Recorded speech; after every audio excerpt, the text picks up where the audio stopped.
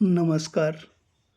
दुनियेतलं सर्वात मोठं न्यायालय आपलं मनच असतं.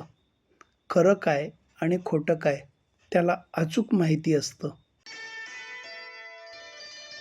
दुनियेतल्या सगळ्या पदव्या मिळवल्या, सगळी कौशल्य संपादन केली, पण जवळच्या लोकांचं दुःख, वेदना जर समजत नसतील, तर त्या समजून घेता येत नसतील, तर त्या पदव्या आणि घेतलेलं शिक्षण सर्वच व्यर्थ आहे.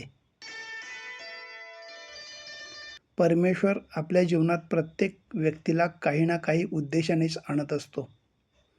कोणी आपल्याला केवळ आजमावून जाते, कोणी आपल्याला ज्ञान देऊन जाते, कोणी वापर करून जाते, तर कोणी जगण्याचा खरा अर्थ शिकवून जाते.